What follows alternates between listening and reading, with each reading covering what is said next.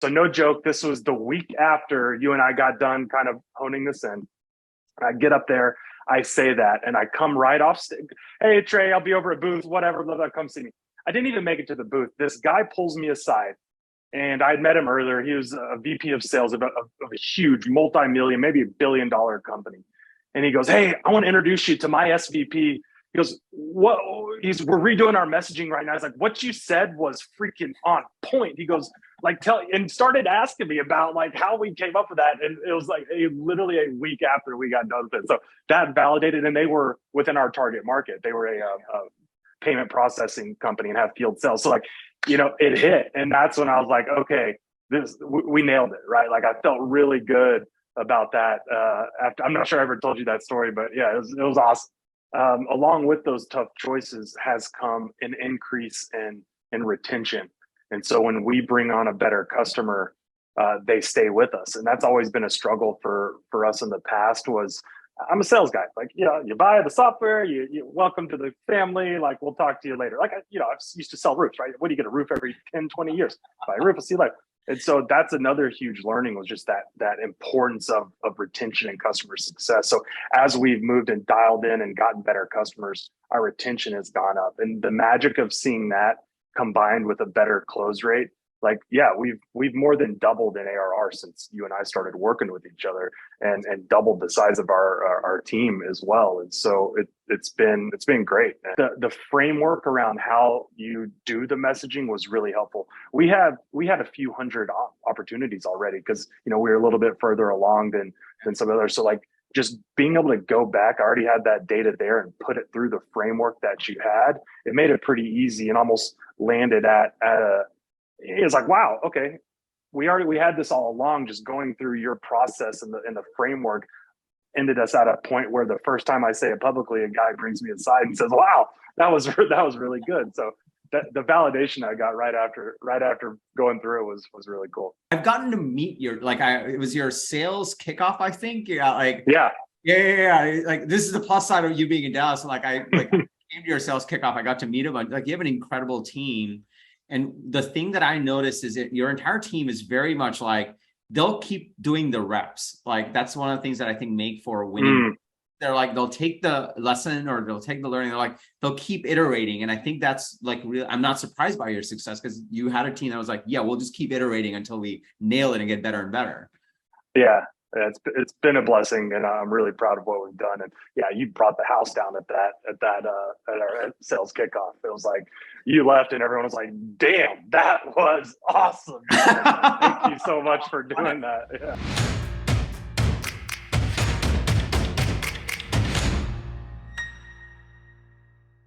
What's up, everybody? Welcome to Unstoppable. I'm TK, and on this channel, I help SaaS founders like you grow your SaaS business faster with an unstoppable strategy. Now, if you're new to this channel, welcome. I drop an episode every single Sunday with actionable strategies and tactics from the trenches on how to grow your SaaS business faster.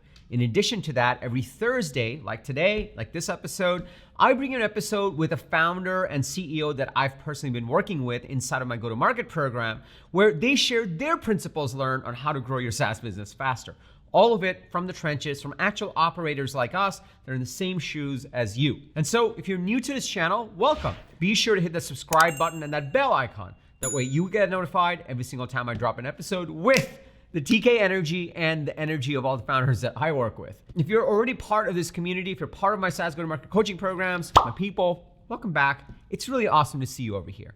On this very special episode, I'm gonna be interviewing Trey Gibson, CEO of Spadio. Trey and I started working together because he's part of a very, very crowded market of sales engagement. And when I first looked at the application that came through for the go-to-market program, I'm like, man, does the world really need another sales engagement tool? Turns out Trey's offering and Spatio's offering was wildly differentiated, wildly amazing for a very specific segment of the market. And because of that, what they really needed was a new way to actually tell that story. Fast forward to today, they've more than doubled ARR, they've doubled the size of their team, they've accelerated their growth, all because they've followed a very specific process on revamping their ideal customer profile, revamping their manifesto, and running a Broadway show. And Trey and I are gonna dig into exactly what led to their success. I'm super excited about this episode. We're calling this series SaaS and Scotch, where I interview other founders. If you're getting value from this, be sure to comment below.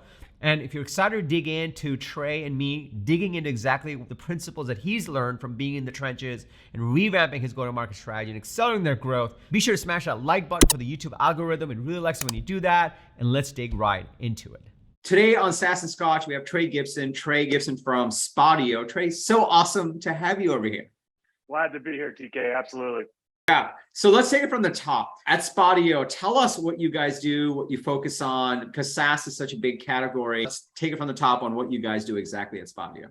Yeah, so this is actually part of what I learned doing your program. So I'm going to rattle off exactly where we landed. So Spadio is a field sales engagement platform. So think of us as a system of action for your sales team. We help prevent sales leaders from missing their sales targets by doing these three things really well. Number one, increasing activity, pipeline, and win rate. We allow you to reinforce a process across your entire team and then turn you from manager to coach by giving you visibility into exactly what's going on in the field. I don't know where I'm buying. That's awesome. Like, that's really good. Yeah. I love it. That's so good. Yeah. So funny story. I had come up with that, and I was going to be. We had sponsored a trade show, and part of our package was I got to present the speaker. So they come up and here's the speaker, and they'll give you a few seconds to say what you do.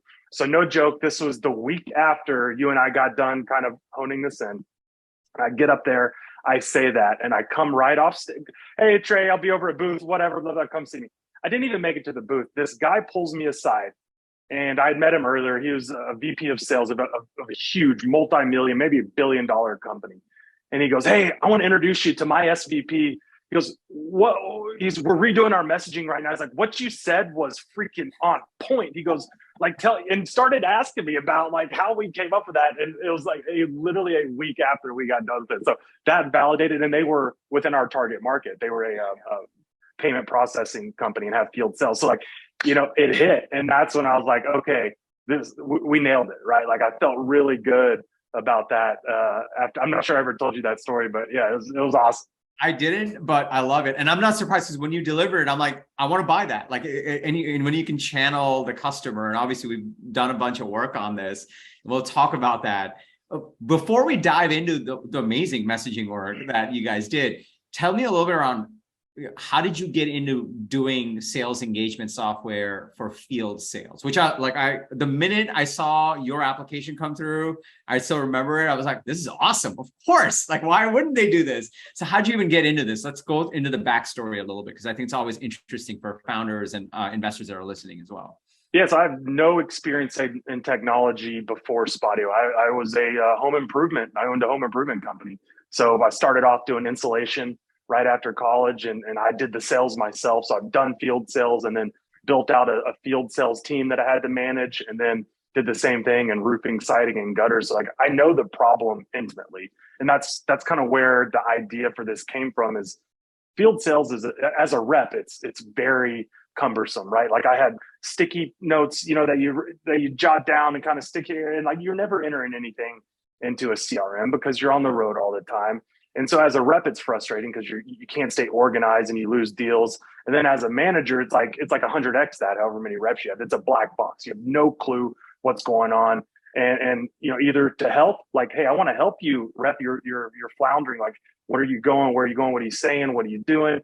Or just for accountability purposes. And so that's kind of where the idea came from, is there's got to be something out there, and there wasn't. And so set me off on this SaaS journey. Yeah, it is incredible because inside sales got to a point where you would be crazy if you didn't have sales engagement software. Right. You didn't have CRM. Inside sales got to a very numbers driven, metrics driven type of culture. It's everything's by the numbers. Field is the exact opposite of all that. And so, right. Obviously you guys are much farther along now, but how has that changed on the field sales side? Is it now we got to have sales engagement, or do you feel like you're still creating the category? What's it been like for you guys? It's tough. Yeah. We're still, depending on the vertical we're in, it's some people some companies still don't understand why they need anything else other than their ERP system. Like, hey, we provide NetSuite. Like, what the hell else do they need? So we're coming up this next year. We're going to be doubling down on customer education, and so it's introducing the idea of sales engagement and why they need that. Why do they need a tech stack? We're explaining this concept to a lot of the market, and so we're going to double down on that this coming year. Yeah, I remember when we were working together, obviously from my background, I knew enough about sales engagement, but I'm like, okay, what does it look like for field?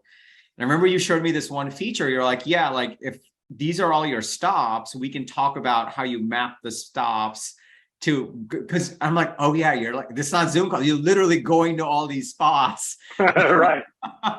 And that was a moment I realized like how you could have a category, but you can completely reimagine what that category means for a different segment of the market, like field sales instead of inside sales or SDRs or something like that. Yeah, it's now being a SaaS company, and we have, funny enough, an inside sales team with 8 or 9 different tools that they use, from sales engagement all the way down. And yeah, it's just how things go on inside sales, and people don't realize how archaic field sales still is. And I talked with one of our CEOs of one of our competitors. We're friendly, and we were kind of talking through how far behind is field sales, and it's 3 to 5 years, maybe even closer, 5 or plus, maybe to where it's like just commonplace to have a tech stack. So we're spreading the good word. We're doing the best we can, and it's been working out so far because our customers are seeing results. What is the future of field sales? So I'll give you the continuum. If you want to sell something online without getting a salesperson involved, the internet marketers will tell you the most you can charge is $2,000. You'll spend $2,000 without talking to a human. After that, you'll want to talk to a human. Inside sales is great. Do you think that, in the next 3 years, 5 years, 10 years, there is still field sales? Is that changing? Is it going hybrid? What's your view on it? So we're seeing hybrid. So we are seeing some of our customers be more hybrid. So they'll spend some time in the field, some time at an office or home. And so we're helping facilitate that through some of our features. We're seeing some more of a team-based approach. So they'll have some like maybe almost like SDRs that go out and generate leads in the field, pass them off to account manager or something. But what we're seeing that'll never go away are like the hyper local businesses. Like I have 30 or 40 customers in this zip code or 5 zip codes, right? Like the whole thing about, hey, I'm going to fly over to California, meet with one person for the day and spend $5,000 of my company's money and fly back. Like that stuff, I think, is all moving to Zoom, right? Yeah. But the ones where it's maybe some smaller deal sizes, or it's a relationship-based business where, hey, these are my 100 customers, this is my territory, and I'm going to get in front of them. Face-to-face still does have a higher closing rate. Like the stats prove it, And so I think some of the expensive travel, like that'll start going away. But the ones that have hyper local, they have customers or many prospects here in your turf, I think that's here to stay.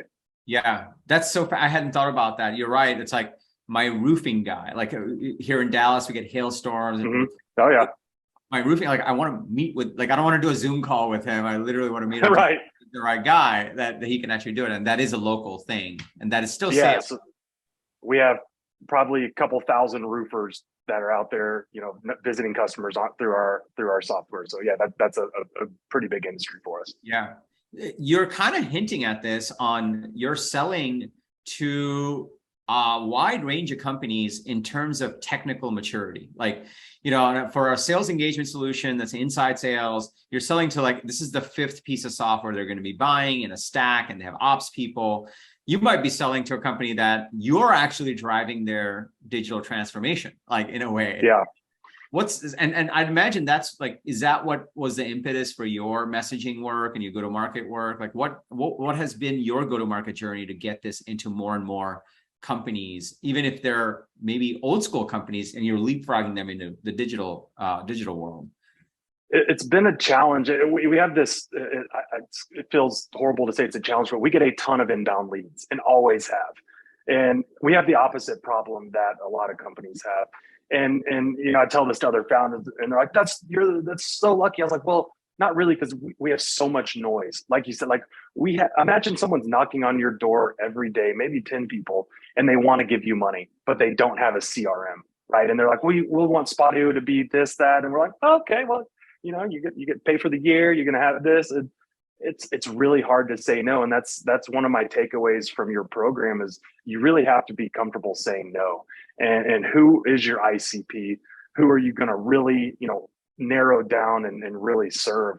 And so what we're trying to do, it's hard to say no, but we're trying to go up to like really focus our outbound efforts, which we're spending more and more on now, to go after those people that they have a system of record, right? And they have an operation. We've saw our best customers have an operations person on their team. Right. They would come in, they see Spadio, they look at our API docs or integration, like, cool, yeah, we'll type that together and I can help put together some training for our reps and we'll be off and running. Like it's night and day dealing with a company like that than someone that, this $5,000 price tag for their first tech purchase is like blowing their mind. I can't even believe that they're spending this much. Yeah, a lot of times in tech, if you're a tech company selling to tech, the cost of your software is relative to the deal size of their software. But if you're selling something that has a smaller deal size, a $5,000 tech investment is like, well, I don't know what that is. Like the comparison is a lot tougher. Yeah, exactly. They think that's a fortune. That's right. Like, well, you sell one more roof for $20,000. Yeah. It's pretty good deal. So we've also become better and better at trying to prove that ROI and really like that value, because that's the other part of it is if companies aren't used to buying software, we have to make that ROI or that value like crystal clear. And so the better you can do that, the easier a buying decision it's going to be. Wait, speaking of ROI, like one thing I do remember when we started working, I had to be very careful. I'm like, okay, I know too much about sales engagement. I know nothing about field sales engagement. I have to like be the coach and not like the, hey, dude, just do this thing. Right. But there was one rule I think I broke, but I was like, I was thoughtful. I was like, listen, whatever you do, don't try to sell on productivity. And I remember, like, I noticed your messaging on like, you're talking about pipeline and increase in sales. Like, that's right. And that was one of the debates we had, I think, as you were really thinking about the manifesto and the messaging and the value prop and all those pieces. That's actually one of my bullet points that I was going to bring up on what I learned is you told me productivity is a vitamin. It's not a reason to buy. And we went back and forth on that. You're right. And now the interesting thing is now that the economy has gotten a little tougher, people are getting rid of productivity tools, right? That's a nice to have. Yeah. And so you're exactly right. And I even saw a LinkedIn post by someone else today. They're like, if you're a productivity tool, get ready because CFOs are cutting budget on crap like that. People just expect you to do your job. And that's what you told me. And so that's what we really zeroed in on increasing sales or preventing the missing of sales targets, right? Because that's always in style and it's super valuable. Yeah. What was that for the other founders that are listening? And if you were to go back to like baby Trey, like I say, baby TK, you were figuring out the ICP, the manifesto, you were going through these pieces. Now you feel like, you're like, okay, this is the messaging. Kudos to you and your team. And I've had a chance to interact with your team. I remember one Zoom call, there was like, I think 8 people. And you're like, can we get the recording? I'm like, I didn't turn on recording because there were so many people. I didn't know. But like having gone through that, if you were talking to baby Trey, like looking back on the messaging work, ICP work, like what's the biggest piece of advice that you would give yourself, like say like a year ago, now that you've gone through this process? Oh, that's good. I think it's focus and simplify. And again, for us, because we have a lot of noise, you kind of got to pick a lane and really niche down into it. And so for us, that was a certain industry. Like we actually landed on a vertical we're going to go after. Actually 2, one for our B2B to C side, one for our B2B to B, and like actually go deep in there and become experts on that. Before we're just like, okay, you got a field sales team, let's talk. And so after working with you, it's like, we need to know that persona and that vertical and go deep in it. And that's what we've been doing. And it just creates a lot of clarity for those involved on our team. It's always scary because you're almost like, well, but I'm leaving money on the table. And it's counterintuitive because it's like, No, you're actually going to make more money from the table you're sitting in versus going across 8 tables. Yeah. Such a tough call. And it is a tough call because it's a hard line to draw on we're going to do this and we're not going to do this. What's that experience been for you? Like let's just say a year forward in terms of growth, in terms of what you've learned and applied. What's been the result for you guys as you have made some of those tough choices? Along with those tough choices has come an increase in retention. And so when we bring on a better customer, they stay with us. And that's always been a struggle for us in the past was I'm a sales guy. You buy the software, you welcome to the family, we'll talk to you later. I used to sell roofs, right? What do you get, a roof every 10, 20 years? Buy a roof, I'll see you later. And so that's another huge learning was just that importance of retention and customer success. So as we've moved and dialed in and gotten better customers, our retention has gone up. And the magic of seeing that combined with a better close rate, we've more than doubled in ARR since you and I started working with each other, and doubled the size of our team as well. And so it's been great. And even through tough times, Q3 was tough as I think it was for everybody. But we're bouncing right back, and Q4 starting off extremely strong. It might be our strongest quarter of the year, and so we're just really proud of the progress we made, and I'm proud of the team for taking this stuff and applying it. Right, I can only do so much myself. It's surrounding yourself with good people that are bought into your value, what we're doing for our customers, and taking and running with it. First of all, congrats on the progress. That's awesome, and I've gotten to meet your it was your sales kickoff, I think. Yeah. This is the plus side of you being in Dallas. I came to your sales kickoff. I got to meet him. You have an incredible team, and the thing that I noticed is that your entire team is very much they'll keep doing the reps. That's one of the things that I think make for winning. They're they'll take the lesson or they'll take the learning. They'll keep iterating. And I think that's really, I'm not surprised by your success because you had a team that was yeah, we'll just keep iterating until we nail it and get better and better. It's been a blessing, and I'm really proud of what we've done. And yeah, you brought the house down at our sales kickoff. It was you left and everyone was damn, that was awesome. Thank you so much for doing that. Yeah. That's awesome. It was a great group. It was really awesome. So what is it getting easier? Let me clarify. There's 2 ways I want to touch this. Do you feel you're getting a category now of field sales engagement, and more people oh yeah, we got to have field sales? Do you feel you're early in the journey, mid journey? What is that feeling in category creation or maturity? So what's interesting is what we call our door-to-door B2C. It's think of roofers. They sell to consumers. Those verticals are they know field sales engagement. They know what we do and they know they need it. And it's different than on our B2B side, which actually represents the much larger TAM, or people that sell B2B. And that's where we can grow the most in. And that's where the most education needs to happen. So we almost have these 2 kind of lanes, and we've actually split our sales teams, so SDR and sales reps, and even into CX. Y'all are the B2B, y'all are the B2C, and so they can really focus because it is some different talk tracks. It's getting easier on the B2C side. Yeah, it's they know it, and then on the B2B, that's why we're investing in the education and just really having to bring it to them. Some verticals get it. I don't think we're there yet. There's still work to do. It is getting easier. Because I think we're getting better at through the messaging and just focusing, but we're not there yet.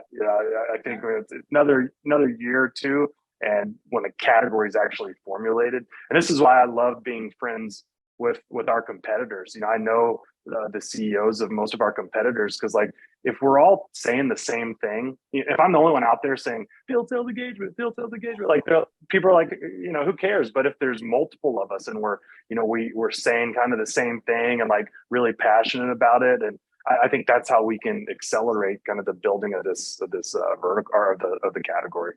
Yeah, I think competition in early stages of category building is very powerful. So it's awesome. So for you, how has your life changed as you've scaled? Like, obviously it's going from just CEO and you have like the full leadership team that you've got. I'm sure you've up-level leaders. Like, has your life changed through this revenue growth? Is it wildly different, kind of the same? Like, what's that been like for you? What I do is different. So when I started, I was the salesperson. I did our accounting.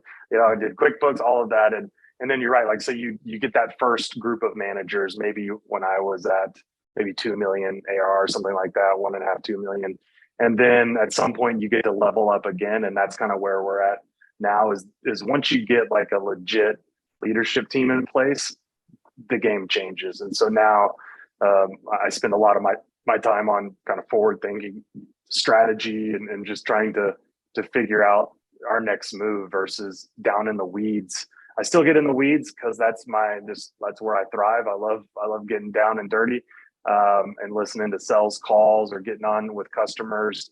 But I definitely it's come more from working in the business to working on the business. And that's ultimately where I want to shift more of my time, is to working on the business versus in it. I think it's so interesting because SaaS companies go through these stages. They also go through these stages of like, what's the next biggest landmark deal? Like, your first 6-figure deal that you close, or your first 50K deal. Then it's like the first 500K deal. Then it's the first million. Yeah. And sometimes some companies is like, look, we're never going to do $1 million deal. But for you guys, when I think about who has armies of field sales people, it's very possible that one day you are going to do $1 million deal, right? Like it's got to happen, right? Like, you think about that in your like the strategy work, or when you think about like, okay, what's like the next big thing we're going to do? I mean, $1 million deal would be incredible. Yeah, I think it will happen at some point, because there's teams with thousands of field sales reps, right? Yeah, and so I'm sure there's someone else out there that does what we do that's got $1 million deal. We haven't yet, but it's only a matter of time. I mean, our average deal size, if you look at, this is something we report to our board on a monthly basis. Like, if you look at our average deal size over the last 4 or 5 years, like, I mean, it's doubling. Like it's I mean, we're actively trying to drive that up. It's easier. Like, the bigger companies, they have resources available to deploy solutions like us and actually get their team to use it. And it's just makes it easier. Yeah, that's right. Like, they'll have the sales enablement people and the IT people, and they have a CRM. Like, that's a plus. Yeah. Okay, awesome. I want to be respective of time and everything. So firstly, what's like one thing in going through the go-to-market program? I always like to ask this. What's the one thing that was like something that was unexpected that you got, if anything, like having gone through the program? Because everyone joins for like sales and marketing and, manifesto, ICP. Yeah. Was there anything where it was like, oh, I didn't expect that, but you got out of the program? Well, we kind of already touched on it, but the productivity thing, because I was always kind of hung up on that. And that was a pretty big light bulb for me, and I know you and I kept being like, are you sure? We kept kind of talking about it. And that was really interesting for me. But also the framework around how you do the messaging was really helpful. We had a few hundred opportunities already, because, we were a little bit further along than some others. So like, just being able to go back, I already had that data there and put it through the framework that you had. It made it pretty easy and almost landed at, it's like, wow, okay, we had this all along. Just going through your process and the framework ended us at a point where the first time I say it publicly, a guy brings me aside and says, wow, that was really good. So the validation I got right after going through it was really cool. And for you guys, so what's next for Spadio? Like, do you think about, are you like going for scaling the company? Is it investment? Is it just continuing to grow? Like, how do you think about the next 3 years or so of Spadio? Like, what's next for it? Yeah, so continue growing. We're going to grow 50% this year. We're going to easily we're going to look at, not easily, we're going to look at doing that next year and then the year after that. So just kind of keep this trajectory. It gets harder when the numbers are bigger. But we're getting better in the bigger deal sizes and, revving up our outbound program. Just keep growing. That's the name of the game. We're very capital efficient. So we're fortunate in that we don't see us needing to raise funds in the near future. We kind of, my background in construction is cash is king. So we manage it pretty tight and invest as we can. So we're in a good spot. And so, yeah, growth, but smart growth. Who would have thought that running a good business is back in style? You know, now that we're cool now. Yeah. yeah, exactly. It's funny. Like, I thought it was always cool, but now it's really cool. Speaking of LinkedIn posts, like I love seeing those LinkedIn posts. Like, you know, what you really want to do is consciously, you mean have a good business? Like, yeah. That is fun. We can laugh about it because I think that, you know, in the program, and I'm sure you've seen this, like we have 50% that are more conscious growth, 50% that are like VC growth. There's no right or wrong. But there are things that work all the time, and you know the conscious growth works all the time, and you know, like, I will always win no matter what. Whereas the VC growth sometimes is in favor, sometimes it's not. It just varies. So it's always refreshing. And in our Dallas CEO dinners, we have a lot more bootstrap people, so we can talk about that stuff. It's interesting. Yeah. Well, so we bootstrapped for 5 years, and then I did work with a VC, and that's what I would tell anybody that's considering raising money is make sure you vet out your partner. We have a extremely good partner firm that we partnered with, and you know we're aligned in that. You know they don't want us to go out and just blow the money and raise. You know, and so like talk about those things during the process. That's a conversation for another time, but you know just be aligned with your investors. So the future and you know y'all both know where you're going. You and I know the answer to this. I think we may have different answers, but you're a software company based in Dallas. I think it'd be worth like just mentioning you raise investment. You've obviously picked an investment partner that in a very thoughtful way. What's it like building a company in Dallas? We know there's a lot of software companies in Dallas, but for you, like why Dallas? What's it like from your perspective? At first, it was tough. I remember when I first launched Spadio, I'd go to all these meetups and I would be the only one that had any revenue. Like I'm trying to network with people, you know, and there's a lot of great people with ideas, but they didn't really, you know, weren't businesses. And so recruiting in the early days was tough. You couldn't find really SaaS experienced people. This is, you know, what, 7 years ago. Now it's completely different. Like I actually think it's a good scene here. You know, I know the CEOs through your program and through other networking events I've gone to, and there's some really awesome companies in the, you know, $5 to $25 million range that are doing great things. So I actually think it turned out really good. Yeah, I think so too. Like having lived in San Francisco and having lived in Dallas, San Francisco, everybody's killing it. Like in a party, and like, oh, we're killing it, but no one's killing it. Yeah. Dallas is interesting because everyone was like, yeah, no, we're pretty good, but they're like killing, actually legit killing. Right, yeah. Quiet culture. It's like everyone's just like, it's like quiet and builds, and I think that's one of the coolest parts about this area. All right, cool. So Trey, thank you so much. If people want to connect and learn more about Spadio, what is the best place to go? And if they want to connect with you, what is the best place to go? LinkedIn for me, Trey Gibson on LinkedIn, pretty active on there. And then for Spadio, spadio.com, come check out our website. If anybody's out there and wants to look at our platform for your field sales team, hit us up. Or if you're a founder and you just want to talk shop, maybe you're just getting started. I love talking shop with other SaaS founders, and I'm happy to help out any way I can.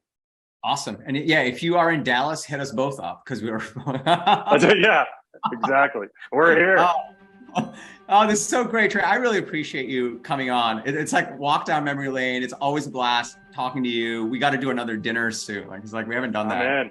I really appreciate you sharing your knowledge and your experience. And I'm so excited for you and your team. Like, really, it's a great team. TK. Love you guys. Like, I'm so excited for all you guys. Seriously. I appreciate it, TK. Thank you for all your help. All right, so hopefully you got value from this SaaS Scotch episode. I know I had a blast actually going through and reminiscing about our journey together with Trey. It's an incredible thing they've done, and I'm so excited for what's ahead for the company. Now, if you're in that stage where you're looking to revamp your go-to-market strategy, just like Trey did, then I encourage you to check out my SaaS Go-to-Market coaching program. Inside of the program, we follow a very specific framework to revamp your ideal customer profile, and then revamp your manifesto, which is your strategic narrative, how you tell the story of what you guys are doing. And then run a consistent set of sales and marketing activities. We call this a Broadway show to bring your manifesto to your ICP on a consistent basis and drive growth for your SaaS business. For details, just go to getunstoppable.com/GTM. getunstoppable.com/GTM. All the details are over there. You just fill out a little form. We'll get on a call. We'll make sure you're the right fit. And if you are, we're off to the races. We'll start working together right away. Also, if you got value from this video, please smash that like button for the YouTube algorithm. It really likes it when you do that. I also drop an episode every single Sunday just by myself on actionable strategies on how to grow SaaS businesses. Every single Thursday, we drop an episode where I interview other founders inside of my Go-To-Market program so they can give you their principles from their journey. So be sure to hit that subscribe button and that bell icon. You'll get notified every single time we drop an episode. And lastly, remember, everyone needs a strategy for their life and their business. When you are with us, yours is going to be unstoppable. I'm TK. I'll see you in the next episode.